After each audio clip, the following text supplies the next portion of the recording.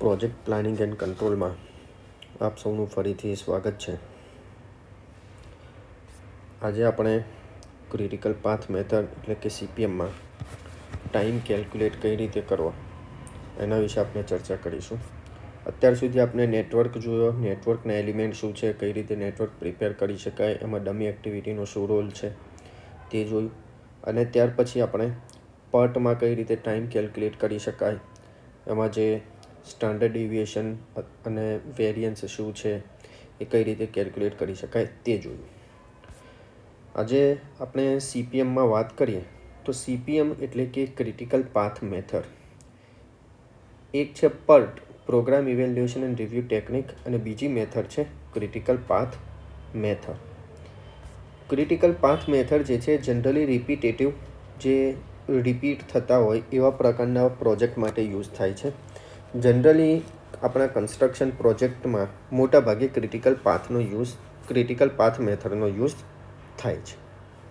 Okay, પર્ટમાં આપણે જોયું હતું કે 3 ટાઈમ એસ્ટિમેટ હતા અને એક્સપર્ટનું જે એસ્ટિમેટ હતું એના આધારે આપણે 3 ટાઈમ એસ્ટિમેટ લેતા હતા. જ્યારે આમાં શું હશે, સિંગલ ટાઈમ હશે. કારણ કે રિપીટેટિવ ટાઈપના પ્રોજેક્ટ હોય એટલે આપણે મોટાભાગે સર્ટેનિટીથી કહી શકીએ કે આટલા સમયમાં જે તે એક્ટિવિટી જે છે પૂરી થશે. એટલે આમાં આપણને 3 સમયના બદલે એક જ સમયની જરૂર પડે છે. આ જે છે એક્ટિવિટી ઓરિએન્ટેડ છે, જ્યારે પર્ટ જે હતો એ ઇવેન્ટ ઓરિએન્ટેડ મેથડ હતી. ઓકે, આમાં પણ ક્રિટિકલ પાથ હોય છે. નેટવર્ક જે છે બંને માટે સેમ છે, બરાબર, પરંતુ કેલ્ક્યુલેશન જે છે અલગ અલગ રીતના આપણે કરવાના હોય છે. તો પર્ટમાં આપણે જે સમય જોયા હતા એ ઇવેન્ટ માટે પહેલાં કેલ્ક્યુલેટ કર્યા હતા કે earliest event occurrence time, latest event occurrence time અને સિલેક્ટ. તો એ જે કેલ્ક્યુલેશન હતું આપણું એ જે તે ઇવેન્ટ માટેનું હતું. જ્યારે આમાં આપણે જે છે એક્ટિવિટી માટેના જે છે સમય જે છે કેલ્ક્યુલેટ કરીશું. બીજું આમાં જે છે એક્ટિવિટી ઓન એરો અને એક્ટિવિટી ઓન નોડ બંને પ્રકારના જે છે એ નેટવર્ક જે છે યુઝ થાય છે. જ્યારે પર્ટમાં મોસ્ટલી જે છે એક્ટિવિટી ઓન એરો પ્રકારના જ નેટવર્ક જે છે યુઝ થાય છે. તો આમાં આપણે પહેલાં એક્ટિવિટી ઓન એરો ઉપર જે કેલ્ક્યુલેશન છે એના વિશે આપણે ચર્ચા કરીશું. તો સમયમાં સૌથી પહેલો છે અર્લીએસ્ટ સ્ટાર્ટ ટાઈમ. આમાં જેટલા પણ જે આપણે સમય કેલ્ક્યુલેટ કરીશું એ બધા એક્ટિવિટીમાં માટે હશે. ઓકે, તો અર્લીએસ્ટ સ્ટાર્ટ ટાઈમ એટલે કે એક્ટિવિટી વહેલામાં વહેલો શરૂ થવાનો સમય. કે પ્રોજેક્ટ જે છે એમાં આપણે નેટવર્ક પ્રિપેર કરેલો છે, એમાં જે કંઈ પણ એક્ટિવિટી છે એમાંથી કોઈ પર્ટિક્યુલર એક્ટિવિટી જલ્દીમાં જલ્દી કયા સમયે શરૂ થઈ શકે એને કહેવાય earliest start time. Earliest start time જે રીતે આપણે શરૂઆતમાં નેટવર્કમાં ચર્ચા કરી હતી અને એના જે રૂલ જોયા હતા કે એક્ટિવિટી ત્યારે જ સ્ટાર્ટ થઈ શકે જ્યારે એનાથી પહેલાંની ઇવેન્ટ થઈ ચૂકી હોય. ઓકે, તો જો એક્ટિવિટી પહેલાંની ઇવેન્ટ જો વહેલામાં વહેલી થાય તો જ આપણી એક્ટિવિટી વહેલામાં વહેલી જે છે શરૂ થઈ શકે. એટલે કે આપણે પહેલાં જ જોયું હતું કે આપણો જે નેટવર્ક છે એ કોઈ એક નોડ ઉપરથી સ્ટાર્ટ થાય, એમાંની એક્ટિવિટી દરેક એક્ટિવિટી અને બીજા કોઈ એક નોડ ઉપર પૂરી થાય. તો એક્ટિવિટી જ્યાંથી સ્ટાર્ટ થાય એને આપણે કહીએ છીએ ટેલ ઇવેન્ટ અને જ્યાં એક્ટિવિટી પૂરી થાય એને આપણે કહીએ છીએ હેડ ઇવેન્ટ. તો એક્ટિવિટી પહેલાંની ઇવેન્ટ જો વહેલામાં વહેલી થાય તો એ ક્યારે વહેલામાં વહેલી થશે, જ્યારે એનો અર્લીએસ્ટ ઇવેન્ટ અકરન્સ ટાઈમ હશે ત્યારે. તો એક્ટિવિટી માટે અર્લીએસ્ટ સ્ટાર્ટ ટાઈમ એટલે કે એનાથી પહેલાંની ઇવેન્ટ એટલે કે ટેલ ઇવેન્ટનો earliest event occurrence time. Clear? ચાલો, બીજું છે early finish time. Early finish time, જો એક્ટિવિટી જલ્દીમાં જલ્દી શરૂ થાય અને એનો જે ડ્યુરેશન હોય એ ડ્યુરેશનમાં પૂરી થઈ જાય તો આપણી એક્ટિવિટી જે છે જલ્દીમાં જલ્દી ફિનિશ થશે. તો અર્લી ફિનિશ ટાઈમ ત્યારે જ હશે કે જ્યારે અર્લી સ્ટાર્ટ થાય, એટલે કે early start time plus duration. Clear છે? સિમ્પલ છે. એટલે કે એક્ટિવિટીનું અર્લી સ્ટાર્ટ ટાઈમ પ્લસ જે તે એક્ટિવિટીનું ડ્યુરેશન. દાખલા તરીકે આ કોઈ ઇવેન્ટ આપણે લઈ લઈએ કે જેનું TE છે 4. ઓકે, અને એક્ટિવિટી આપણને આપેલી છે C, જેના માટે જે છે તમારું ડ્યુરેશન છે 3 દિવસ. તો આના માટે અર્લી સ્ટાર્ટ ટાઈમ શું થશે તમારો? 4 દિવસ. અને અર્લી ફિનિશ ટાઈમ તો 4 વત્તા એક્ટિવિટી સીનું ડ્યુરેશન 3, 4 વત્તા 3 એટલે કે 7. સિમ્પલ છે. ચાલો નેક્સ્ટ છે લેટેસ્ટ સ્ટાર્ટ ટાઈમ. મોડામાં મોડી એક્ટિવિટી શરૂ થવાનો સમય. હા, પણ કેટલી મોડી કે વિધાઉટ ડિલેઇંગ ધ પ્રોજેક્ટ ડ્યુરેશન. આપણું પ્રોજેક્ટ ડ્યુરેશન જે છે ડિલે ના થાય. આપણે જો મોડામાં મોડી કરતા જઈએ પણ જો પ્રોજેક્ટ ડ્યુરેશન ડિલે થાય તો એનો લેટેસ્ટ સ્ટાર્ટ ટાઈમ નહીં કહેવાય. ક્લિયર? ચાલો, તો એના માટેની ફોર્મ્યુલા છે latest finish time minus activity duration. એટલે કે આપણે પહેલાં જે છે લેટેસ્ટ ફિનિશ ટાઈમ જોઈશું. લેટેસ્ટ ફિનિશ ટાઈમ એટલે શું કે એક્ટિવિટી મોડામાં મોડી પૂરી થવાનો સમય. ક્લિયર? ચાલો, તો હવે આના કરતાં બિલકુલ ઓપોઝિટ છે કે આપણે અર્લી સ્ટાર્ટ ટાઈમમાં શું લીધું હતું કે ટેલ ઇવેન્ટ લીધી હતી. ઓકે, ટેલ ઇવેન્ટ લીધી હતી અને એનું ટીઈ લીધું હતું અર્લીએસ્ટ સ્ટાર્ટ ટાઈમ માટે. તો સૌથી પહેલાં આપણે અર્લી સ્ટાર્ટ ટાઈમ લઈશું, એ કેલ્ક્યુલેટ કરીશું. એના માટે શું કરીશું કે ટેલ ઇવેન્ટ ઉપર જે ટીઈની વેલ્યુ હોય તે. જ્યારે લેટેસ્ટ ફિનિશ ટાઈમમાં શું કરીશું, અહીંયા આપણે ટેલ ઇવેન્ટ લીધી, એના બદલે અહીંયા આપણે હેડ ઇવેન્ટ લઈશું અને અહીંયા ટીઈ લીધું તો આપણે ટીએલ લઈશું. તો કન્ક્લુઝનમાં આપણે વાત કરીએ તો પહેલાં અર્લી સ્ટાર્ટ ટાઈમ માટે આપણે શું કરીશું, એક્ટિવિટી જ્યાંથી સ્ટાર્ટ થાય ત્યાંનું ટીઈ લઈશું. ક્લિયર? એમાં આપણે પ્રોજેક્ટ ડ્યુરેશન ઉમેરીશું એટલે આપણને શું મળશે, અર્લી ફિનિશ ટાઈમ. ત્યાર પછી લેટેસ્ટ ફિનિશ ટાઈમ આપણે પહેલાં કેલ્ક્યુલેટ કરીશું. પહેલા નંબર પર આ, બીજા નંબર પર, ત્રીજા નંબર પર અને ચોથા નંબર પર. લેટેસ્ટ ફિનિશ ટાઈમ એક્ટિવિટી જ્યાં પૂરી થતી હોય ત્યાંનું તમારું ટીએલ. ઓકે, દાખલા તરીકે અહીંયા 10 છે તો પહેલાં આપણે આ ટીએલ એટલે કે લેટેસ્ટ ફિનિશ ટાઈમ એની મદદથી ફાઇન્ડ કરીશું. એમાંથી ડ્યુરેશન બાદ કરીશું 10 ઓછા 3 તો આ તમને મળી જશે લેટેસ્ટ સ્ટાર્ટ. ક્લિયર? તો આ કેલ્ક્યુલેશન કરવા માટે તમે અહીંયા જોયું તો તમારે પહેલાં નેટવર્ક તો પ્રિપેર કરવો જ પડશે. નેટવર્ક પ્રિપેર કર્યા પછી જે રીતે આપણે પર્ટમાં earliest start time, earliest event occurrence time અને latest event occurrence time TE અને ટીએલ દરેક ઇવેન્ટ માટે જે કેલ્ક્યુલેટ કર્યા હતા એ તો આપણને પહેલાં કરવા જ પડશે.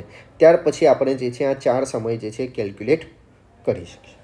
ચાલો, તો આપણે એક્ઝામ્પલ જોઈએ. આપણને કોઈ એક પ્રોજેક્ટ આપેલો છે, એના માટે આપણને early start time, early finish time, latest start time, latest finish time જે છે કેલ્ક્યુલેટ કરવાનો છે. તો સૌથી પહેલાં આપણે નેટવર્ક ડ્રો કરીશું. નેટવર્ક માટે આપણને ખબર છે કે આપણી ઇનિશિયલ ઇવેન્ટ હશે જ્યાંથી આપણો પ્રોજેક્ટ જે છે સ્ટાર્ટ થશે. તો એને હું 1 આપી દઉં છું. ત્યાંથી મારી એક્ટિવિટી નીકળશે. કેટલી એક્ટિવિટી નીકળશે? તો એ એક્ટિવિટી જેનાથી પહેલાં કોઈ પ્રીડિસેસર ના હોય. તો એવી મારી એક જ એક્ટિવિટી છે એ, એટલે કે અહીંયાથી મારી એક્ટિવિટી એ સ્ટાર્ટ થશે. બરાબર છે? 2 નંબર આપીએ.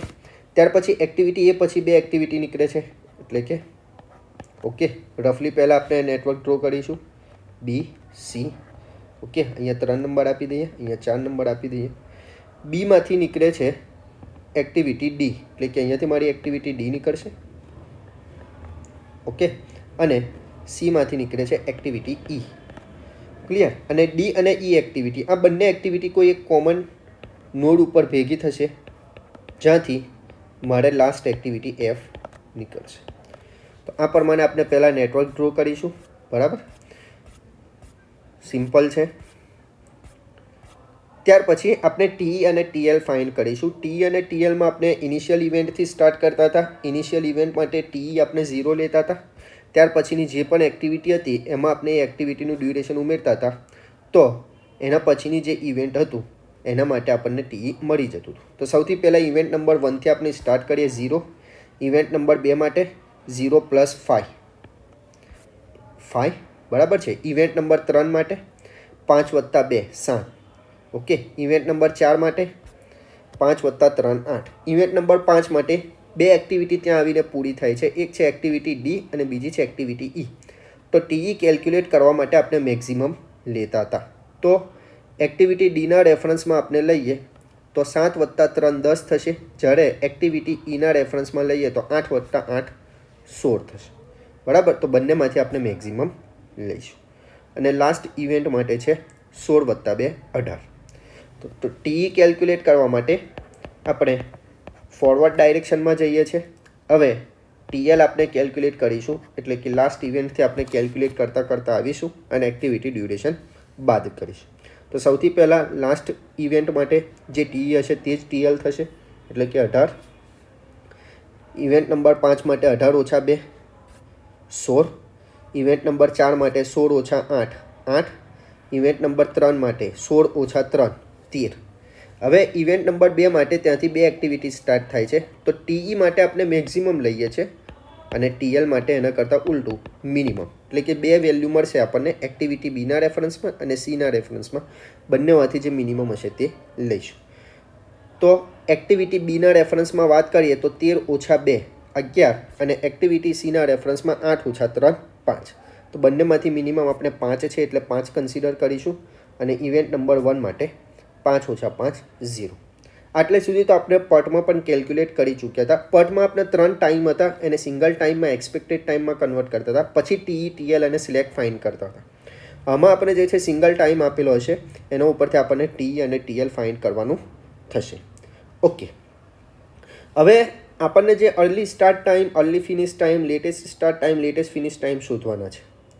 બરાબર, અહીંયા મેં ક્રિટિકલ પાથ બતાવી દીધો છે. 2 પાથ હતા મારા, ABDF અને બીજો હતો ACEF. એમાંથી મારો લાંબો પાથ જે છે એને મેં રેડ બતાવેલો છે. બરાબર, હવે આપણે કેલ્ક્યુલેશન સ્ટાર્ટ કરીએ. તો જે રીતે આપણે વાત કરી તો પહેલાં અર્લી સ્ટાર્ટ ટાઈમ આપણે કેલ્ક્યુલેટ કરીશું અને અર્લી સ્ટાર્ટ ટાઈમ માટેની ફોર્મ્યુલા હતી કે જ્યાંથી મારી એક્ટિવિટી સ્ટાર્ટ થાય એ ઇવેન્ટનું ટીઈ, એટલે કે એક્ટિવિટી એ વિશે વાત કરીએ તો એ મારી સ્ટાર્ટ થાય છે ઇવેન્ટ નંબર 1થી. તો ઇવેન્ટ નંબર 1નું ટીઈ છે 0. ક્લિયર? એ જ રીતે એક્ટિવિટી બી સ્ટાર્ટ થાય છે મારી 2 નંબરની ઇવેન્ટ, ત્યાંનું ટીઈ છે 5. એક્ટિવિટી સી પણ ત્યાંથી જ સ્ટાર્ટ થાય છે એટલે એનું પણ જે છે ટીઈ 5 થશે. એ જ રીતે એક્ટિવિટી ડી, તો એ સ્ટાર્ટ થાય છે 3 નંબરથી, ત્યાં મારું ટીઈ છે 7. એક્ટિવિટી ઈ જે છે મારી 4 નંબરની ઇવેન્ટ પરથી સ્ટાર્ટ થાય છે, એનું જે છે ટીઈ છે 8. Okay, activity F A start થાય છે 5 નંબરની ઇવેન્ટથી, એનું ટીઈ છે 16. બરાબર, એ રીતે આપણે આને ટેબલમાં લખી દઈશું. 0 5 5 7 8 અને 16. સિમ્પલ છે. હવે આપણને શોધવાનું છે અર્લી ફિનિશ ટાઈમ. તો અર્લી ફિનિશ ટાઈમ માટે આપણી ફોર્મ્યુલા છે કે જે આપણે EST શોધ્યું એમાં જે તે એક્ટિવિટીનું ડ્યુરેશન ઉમેરી દઈએ. તો એક્ટિવિટી એ માટે શું થશે? 0 + 5. એ જ રીતે 5 + 2, 5 + 3, 7 + 3. ઓકે, આ થઈ જશે તમારું EFT. ક્લિયર? ચાલો હવે આપણે આગળ વાત કરીએ. તો નેક્સ્ટ આપણે જે રીતે ચર્ચા કરી હતી કે આપણે પહેલાં લેટેસ્ટ ફિનિશ ટાઈમ શોધી લઈશું. લેટેસ્ટ ફિનિશ ટાઈમ માટેની ફોર્મ્યુલા શું હતી આપણી? કે જ્યાં એક્ટિવિટી પૂરી થાય ત્યાંનું TL. દાખલા તરીકે એક્ટિવિટી એ વિશે આપણે વાત કરીએ તો એક્ટિવિટી એ મારી પૂરી થાય છે 2 નંબરની ઇવેન્ટ ઉપર, તો ત્યાં TLની વેલ્યુ કેટલી છે? 5. તો એક્ટિવિટી એ માટે લેટેસ્ટ ફિનિશ ટાઈમ થશે 5. એ જ રીતે એક્ટિવિટી બી માટે 13, એક્ટિવિટી સી માટે 8, એક્ટિવિટી ઈ અને ડી બંને માટે 16 થશે અને એક્ટિવિટી એફ માટે 18. તો પહેલાં આપણે એ લખી લઈશું. ઓકે, ચાલો ત્યાર પછી જે લેટેસ્ટ ફિનિશ ટાઈમ મળ્યો એમાંથી આપણે ડ્યુરેશન બાદ કરીશું, એટલે કે 5 - ડ્યુરેશન, તો એ મળશે આપણને latest start time. Clear? 13 - 2 11, 8 - 3 5. Clear? તો આ જે છે આપણને early start time, early finish time, latest start time અને લેટેસ્ટ ફિનિશ ટાઈમ આ રીતે આપણે કેલ્ક્યુલેટ કરી શકીએ છે. તો આજે આપણે સમરીમાં વાત કરીએ તો સૌથી પહેલાં CPM એટલે શું એની આપણે થોડીક ચર્ચા કરી. એમાં ટાઈમ જે છે કેલ્ક્યુલેટ કરવાના હોય. દરેક એક્ટિવિટી માટે આપણે 4 ટાઈમ કેલ્ક્યુલેટ કર્યા. એક અર્લી સ્ટાર્ટ ટાઈમ, એના માટેની ફોર્મ્યુલા તે હતી કે જ્યાંથી આ એક્ટિવિટી સ્ટાર્ટ થાય તે ઇવેન્ટનું TE લેવાનું. અર્લી ફિનિશ ટાઈમ એટલે કે જે આપણે EST શોધ્યું એમાં ડ્યુરેશન ઉમેરી દઈએ જે તે એક્ટિવિટીનું, તો EFT મળી જાય. ત્યાર પછી લેટેસ્ટ સ્ટાર્ટ ટાઈમ અને લેટેસ્ટ ફિનિશ ટાઈમ. એમાં આપણે લેટેસ્ટ ફિનિશ ટાઈમ પહેલાં શોધતા હતા. લેટેસ્ટ ફિનિશ ટાઈમ કઈ રીતે શોધતા હતા? કે જે ઇવેન્ટ ઉપર મારી એક્ટિવિટી પૂરી થાય ત્યાંનું TL અને એમાંથી ડ્યુરેશન બાદ કરી દઈએ તો આપણને લેટેસ્ટ ફિનિશ ટાઈમ મળી જતો. ઓકે, તો આજે આપણે આટલું રાખીએ છીએ. નેક્સ્ટ વિડીયોમાં આપણે મળીશું.